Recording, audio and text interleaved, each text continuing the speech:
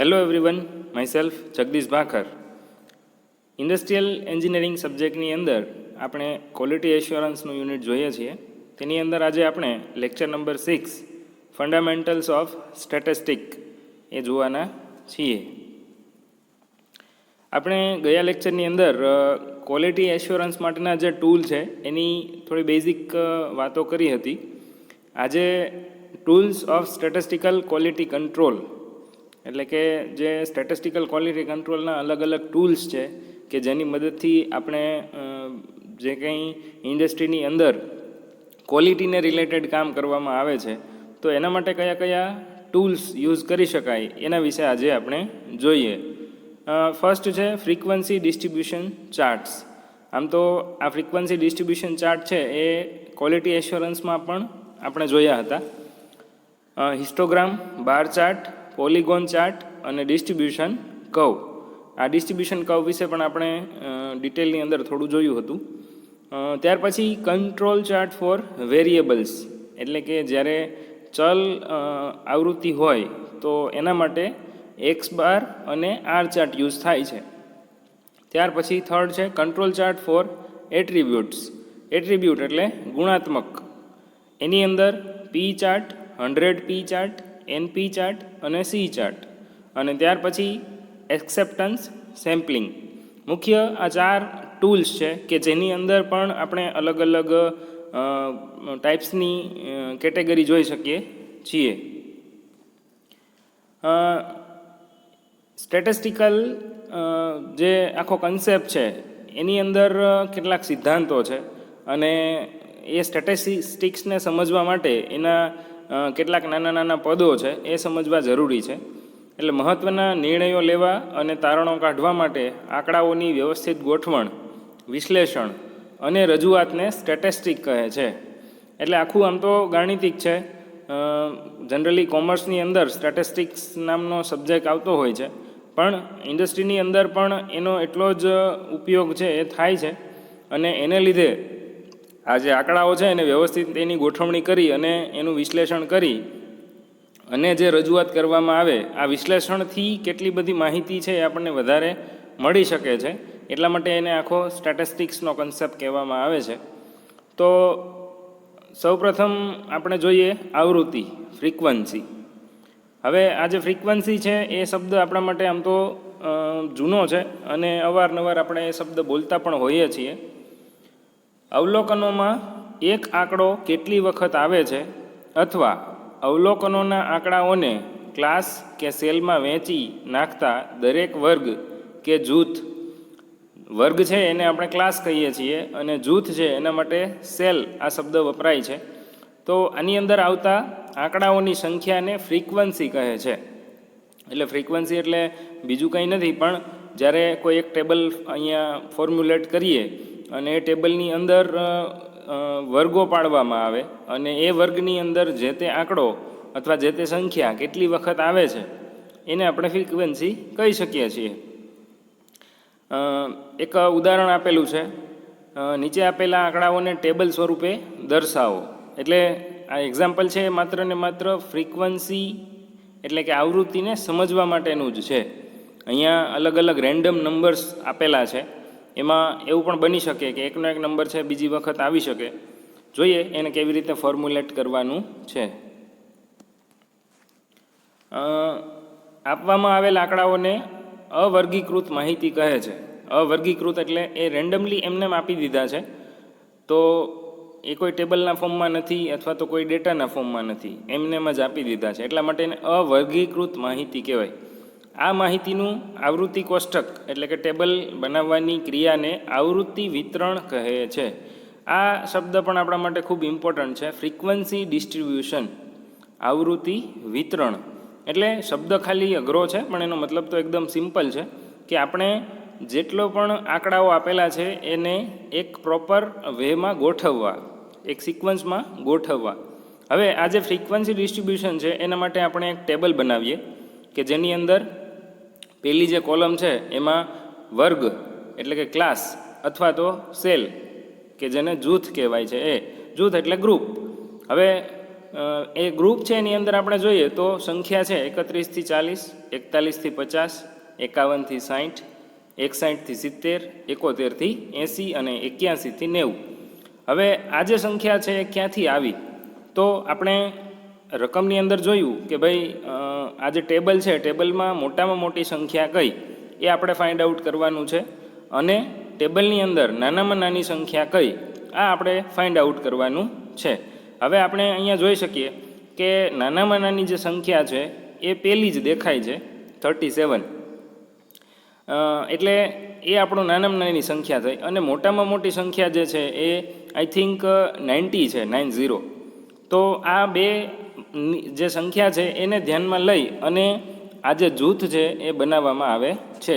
એટલા માટે 31થી 40 લીધું અને છેલ્લું જે છે એ 90 આવવું જોઈએ, એ પ્રમાણે આપણે ક્લાસ બનાવી દીધા. હવે આ ક્લાસ છે એ 10ના ગેપમાં છે. આપણે એવું કહી શકીએ કે ભાઈ 31થી 40 એટલે કેટલી સંખ્યા થાય? તો કે 10. 41થી 50 તો કે 10. તો એ સરખા ભાગ પાડી અને બનાવવામાં આવે છે. અહીંયા 31થી 35, 36થી 40 એવી રીતે પણ ભાગ પાડી શકાય, અને 31થી 50, 51થી 70 આવી રીતે પણ ભાગ પાડી શકાય. એટલે વચ્ચે ઇન્ટરવલ કેટલો રાખવો એ આપણે નક્કી કરી શકીએ છીએ. હવે બીજી જે કોલમ છે એ બીજી કોલમ છે ટેલીની. ટેલી આ પણ સ્ટેટિસ્ટિકલ એક શબ્દ છે. જનરલી કોમર્સના સ્ટુડન્ટ્સ અથવા તો કોમર્સની અંદર કામ કરતા લોકો ટેલીથી જાણકાર હોય છે. ટેલી એટલે બીજું કાંઈ નથી પણ એવી એક મેથડ છે કે જે આંકડાઓની ગણતરી કરવા માટે સરળ આપણને એક રસ્તો આપે છે. તો 31થી 40ની અંદર કેટલા આંકડાઓ છે? તો એક 37 છે અને એક છે 39. 37 છે એ પહેલી રો અને પહેલી કોલમમાં જ છે, અને 39 છે એ બીજી કોલમ અને ચોથી રો એની અંદર છે. એટલે ટોટલ 2 વેલ્યુ છે આખા ટેબલમાં કે જે 31થી 40ની વચ્ચે આવે છે. તો આપણે ત્યાં 2 લાઈન કરેલી છે. એવી રીતે આવૃત્તિ એટલે સંખ્યા. તો 31થી 40માં કેટલી સંખ્યા છે? તો કે 2. તો ત્યાં આંકડો લખશું અને ટેલીની અંદર આ રીતે ઊભી લાઈનો કરશું.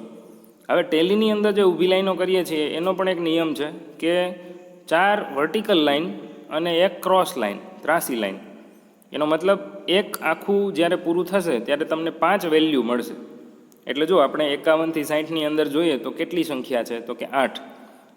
તો 8 સંખ્યા દર્શાવવા માટે ટેલી કઈ રીતે આપશે આપણને? તો કે એક પરફેક્ટ 4 ઊભી લાઈન અને 1 ક્રોસ લાઈન એટલે 5, અને થોડું વચ્ચે જગ્યા છોડી અને 3 ઊભી લાઈન. આને આપણે ટેલી કહી શકીએ છીએ. એટલે જો જ્યારે 3 હશે તો ઊભી 3 લાઈન, 2 હશે તો ઊભી 2 લાઈન, 7 છે તો ઊભી 4 લાઈન પછી 1 ક્રોસ લાઈન એટલે 5, અને વચ્ચે થોડી જગ્યા છોડી 2 ઊભી લાઈન એટલે 7. સપોઝ 10ની વેલ્યુ હોય તો 4 ઊભી લાઈન, 1 ક્રોસ લાઈન, વચ્ચે જગ્યા, પાછી 4 ઊભી લાઈન, ક્રોસ લાઈન. આ રીતે ટેલી છે એ કામ કરશે. પછી વેલ્યુ ગમે એટલી હોય. ત્યાર પછી બીજું એક એક્ઝામ્પલ જોઈએ. નીચે આપેલા આંકડાઓને ટેબલના સ્વરૂપે દર્શાવો, અને અલગ અલગ કેટલા બધા આંકડાઓ આપેલા છે. હવે અહીંયા રેન્જ જુઓ. સૌથી નાનામાં નાની સંખ્યા તો કે 15, સૌથી મોટામાં મોટી સંખ્યા તો કે 20. હવે 15થી 20ની વચ્ચે ઘણી બધી સંખ્યાઓ આપેલી છે, અને આપણને એવું કીધું છે કે આંકડાઓને ટેબલ સ્વરૂપે દર્શાવવાનું છે અથવા ટેલી શીટ બનાવવાની છે. તો અહીંયા ક્લાસ બનાવવાની કોઈ જરૂર નથી, કેમ કે એક જ સંખ્યા કેટલી બધી વખત આવતી હોય એવું દેખાય છે.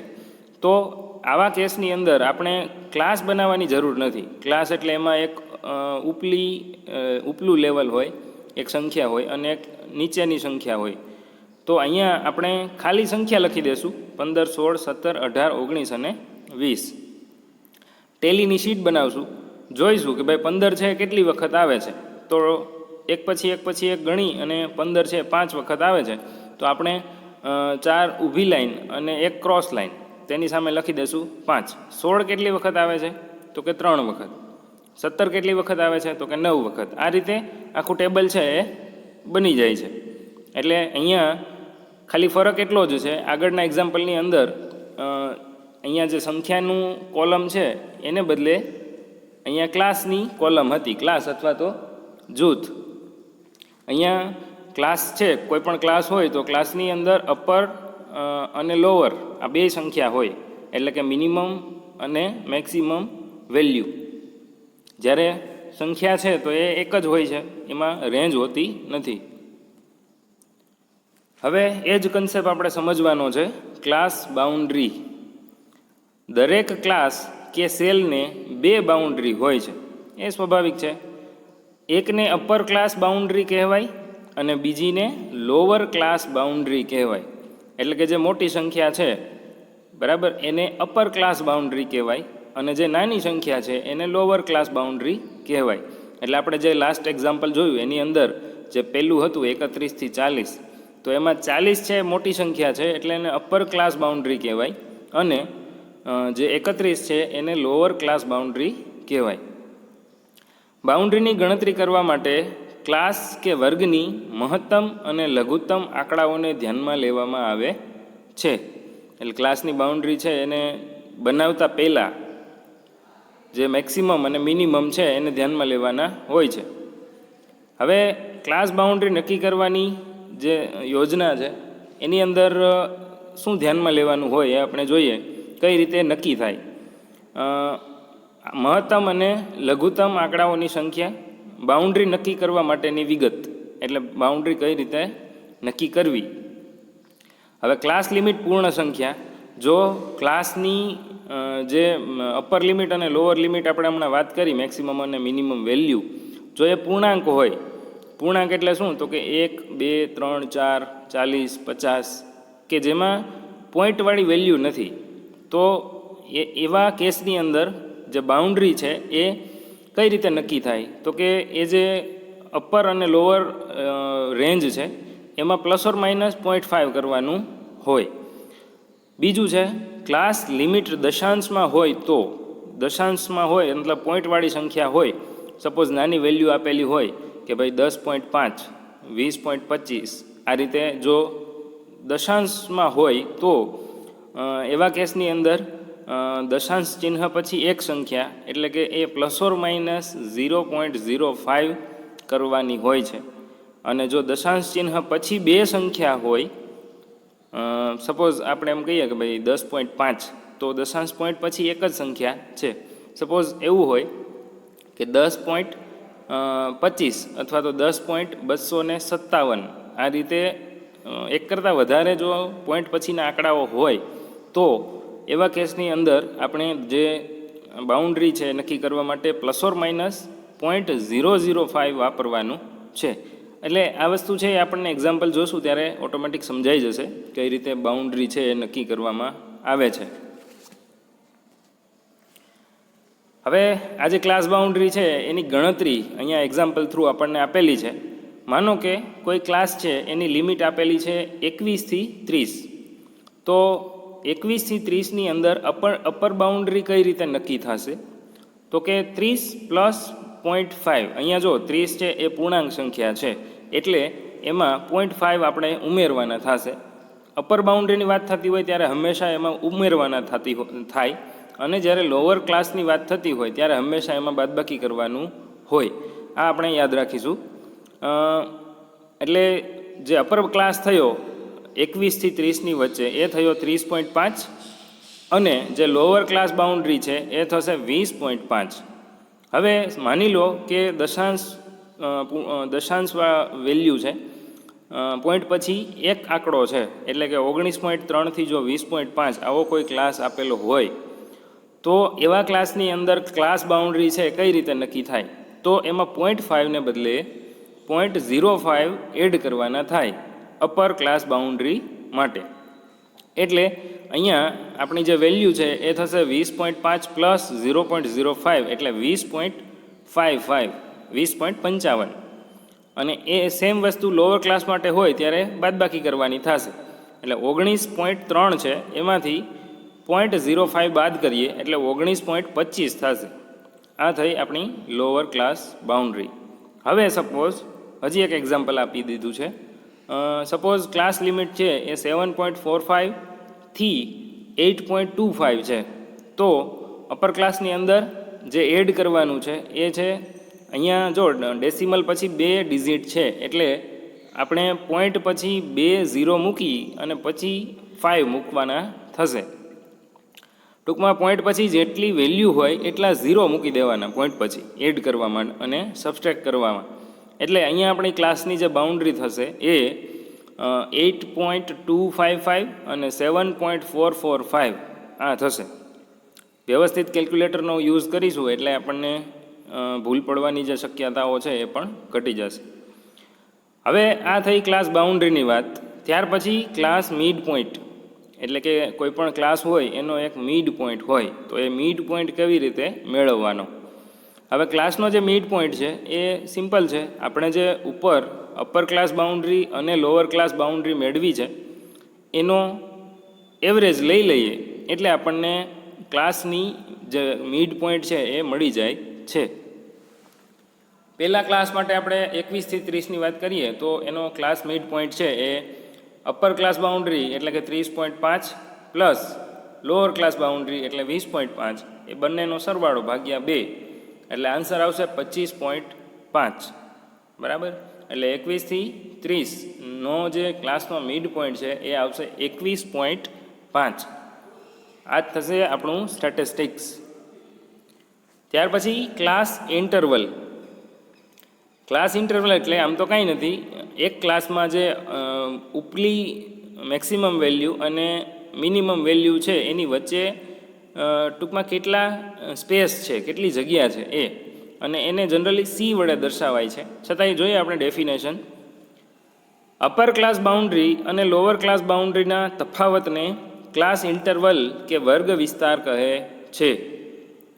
અપર ક્લાસ અને લોઅર ક્લાસ બાઉન્ડ્રી છે એનો ડિફરન્સ લઈ લઈએ. બરાબર. એને ઇન્ટરવલ અથવા તો વર્ગ વિસ્તાર, ગુજરાતીમાં કેવું હોય તો વર્ગ વિસ્તાર કહે છે. તેને સી અથવા તો સ્મોલ આઈ વડે દર્શાવાય છે. બે પાસેના ક્લાસ મિડ પોઈન્ટનો તફાવત પણ ક્લાસ ઇન્ટરવલ આપે છે. એટલે કાં તો તમે એક ક્લાસની જે વેલ્યુ છે એનો તફાવત લઈ લ્યો, પોઝિટિવ જ લેવાનો છે.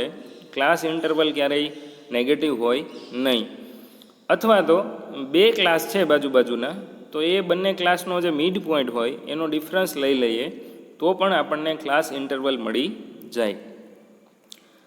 જે એક્ઝામ્પલ હતું 21 થી 30 લિમિટ માટે ક્લાસ મિડ પોઈન્ટ છે એ 25.5 છે. એ જ પ્રમાણે જો 31 થી 40ની લિમિટ માટેનો ક્લાસ મિડ પોઈન્ટ લઈએ તો એ 35.5 થશે.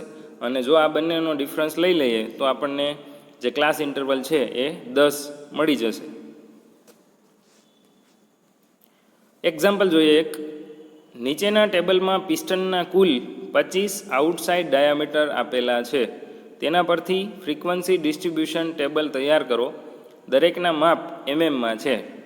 હવે પિસ્ટન આઉટસાઇડ ડાયામીટર છે એનો મતલબ કોઈ મેન્યુફેક્ચરિંગ કંપની હશે કે જે આ પિસ્ટન બનાવતી હશે, અને એ પિસ્ટન જ્યારે બનતા હોય તો દરેક પિસ્ટન છે એને આપણે આગળ જોયું કે દરેક પિસ્ટનના ડાયમેન્શનમાં થોડું વેરિએશન હોય એમએમની અંદર. એ પોઈન્ટની અંદર જ હોય પણ છતાંય ત્યાં ટોલરન્સ આપવું પડે છે અને એ ફેક્ટ વસ્તુ છે. હવે આ જે વેરિએશન છે એ અહીંયા આપેલું છે આપણને, અને આના માટે આપણે ફ્રીક્વન્સી ડિસ્ટ્રીબ્યુશન ટેબલ બનાવવાનું છે. હવે આ જે વેલ્યુ છે એ બધી જો ઓલમોસ્ટ 45 કોમન છે બધા જની અંદર, પણ પાછળના 2 ડિજિટ છે એની અંદર વેરિએશન છે. અને એ વેરિએશન અહીં લગભગ 34, 36, 35, 39, 33 આ રીતની રેન્જમાં જ છે. હવે આ જે રેન્જની આપણે વાત કરીએ છીએ એ સમજી લઈએ. પહેલાં રેન્જ શબ્દ છે એ સૌથી મોટા માપ અને સૌથી નાના માપનો તફાવત છે. એટલે કોઈ પણ આટલી બધી વેલ્યુ આપેલી છે એમાંથી કોઈ એક મોટી વેલ્યુ હશે અને કોઈ એક નાની વેલ્યુ હશે, તો એ જે મેક્સિમમ અને મિનિમમ છે એનો ડિફરન્સ આપણે લઈ લઈએ તો એ આપણને રેન્જ આપી દેશે. તો આ જે ટેબલ છે એના માટે આપણે રેન્જ ગણીએ તો સૌથી મોટી વેલ્યુ છે એ છે 45.39 અને સૌથી નાની વેલ્યુ છે એ છે 45.3. એટલે આપણને જે રેન્જ મળશે એ છે 0.09 mm. એટલે આપણે 0.02 ક્લાસ ઇન્ટરવલ પ્રમાણે ક્લાસ કે સેલ બનાવીને દરેક ક્લાસની અપર અને લોઅર બાઉન્ડ્રી અને ક્લાસ મિડ પોઈન્ટની ગણતરી કરીશું. એટલે આપેલી જે કંઈ વિગત છે એના ડેટા દર્શાવતું ફ્રીક્વન્સી ડિસ્ટ્રીબ્યુશન ટેબલ છે એ આપણે આગળ જોઈએ. હવે આપણને ખ્યાલ છે કે જે રેન્જ છે એ 0.09ની છે. તો 0.09 છે ને ક્લાસમાં આપણે જો ડિવાઈડ કરવું હોય તો કઈ રીતે કરી શકાય? તો એના માટે ક્લાસ આપણે એવી રીતે બનાવી દીધા કે 45.30થી લઈ અને 45.31 એટલે એક ડિજિટનો જ ફેર છે. આ એક રેન્જ થઈ. એના પછી 32થી 33, 34થી 35, 36થી 37, 38થી 39. આ રીતે આપણે 5 ક્લાસ બનાવી દીધા. અહીંયા કોઈ પૂછે કે ભાઈ આ ટેબલની અંદર ક્લાસ કેટલા છે? તો કે 5. બરાબર. હવે આ જે બધા ક્લાસ છે એના માટે આપણે બીજી કોલમમાં આવીએ તો લોઅર ક્લાસ બાઉન્ડ્રી, ત્રીજી કોલમ છે એની અંદર છે અપર ક્લાસ બાઉન્ડ્રી, ચોથી કોલમ છે ક્લાસ મિડ પોઈન્ટ અને પાંચમી કોલમ છે ફ્રીક્વન્સી. હવે લોઅર ક્લાસ બાઉન્ડ્રી કઈ રીતે મળે? તો કે પાછળ કેટલા ડિજિટ છે? તો કે 2 ડિજિટ છે. તો 2 ડિજિટ છે તો પોઈન્ટ પછી 2 0 મૂકી અને 5. બરાબર. એટલે લોઅર ક્લાસમાં બાદબાકી કરશું અને અપર ક્લાસમાં સરવાળો કરશું. એટલે આવું આપણે બધા ક્લાસ માટે કરવું પડે, પણ કોમન સેન્સનો યુઝ કરી અને આપણે એની અંદર સરળતા લાવી શકીએ. સપોઝ પહેલા ક્લાસ માટે આપણે જ્યારે લોઅર ક્લાસ બાઉન્ડ્રી ગણીએ તો એ 45.295 મળે છે. હવે એના પછીનો જે ક્લાસ છે એની વેલ્યુ એની અંદર આપણે પાછળનો જ આંકડો બદલશે. એટલે આમ જનરલી એમાં 0.010 ઉમેરીએ એટલે આપણને નેક્સ્ટ ક્લાસની જે ફ્રીક્વન્સી છે એ મળી જાય. સોરી, 0.020 એટલે કે 0.020 ઉમેરીએ એટલે આપણને આગળના ક્લાસની લોઅર બાઉન્ડ્રી અને અપર બાઉન્ડ્રી મળતી જાય છે. અથવા તો આપણે બધા માટે કેલ્ક્યુલેશન પણ કરી શકીએ છીએ. ત્યાર પછી ક્લાસ મિડ પોઈન્ટ ગણવાનો હોય તો અપર ક્લાસ અને લોઅર ક્લાસ જે બાઉન્ડ્રી છે એનો સરવાળો ભાગ્યા 2. અને ક્લાસ ઇન્ટરવલ છે એ બધા માટે સરખો રહેશે. જોકે ક્લાસ ઇન્ટરવલ તો આપણે પહેલાં જ ડિફાઇન કરી દઈએ છીએ કે જે અપર બાઉન્ડ્રી છે એમાંથી લોઅર ક્લાસ બાઉન્ડ્રી બાદ કરો અને આપણને જે વેલ્યુ મળે એ આપણા માટે ક્લાસ ઇન્ટરવલ થઈ જાય. એટલે અહીંયા ક્લાસ ઇન્ટરવલ છે 0.02 અને જેટલો ક્લાસ ઇન્ટરવલ હોય એટલું આપણે અપર ક્લાસ અને લોઅર ક્લાસમાં એડ કરી દઈએ એટલે આપણને નેક્સ્ટ જે ક્લાસ છે એની વેલ્યુ મળી જાય છે. અને છેલ્લી જે કોલમ છે એ છે ફ્રીક્વન્સીની, કે આ જે ક્લાસ છે એની અંદર કેટલી વેલ્યુ છે એવું દર્શાવે છે. તો પહેલા ક્લાસની અંદર 2 વેલ્યુ આવે છે, બીજાની અંદર 5, ત્રીજાની અંદર 7, ચોથાની અંદર 8 અને લાસ્ટની અંદર 3 વેલ્યુ આવે છે. એમ ટોટલ ફ્રીક્વન્સી 25 છે. ટોટલ ફ્રીક્વન્સી આપણને રકમમાં આપી જ દીધી હોય છે. એટલે એ જો આપણે ગણતરી કરીએ ત્યારે ભૂલ હોય તો એકવાર ક્રોસ ચેક કરી લેવી રકમની અંદર જ. Okay friends, thank you.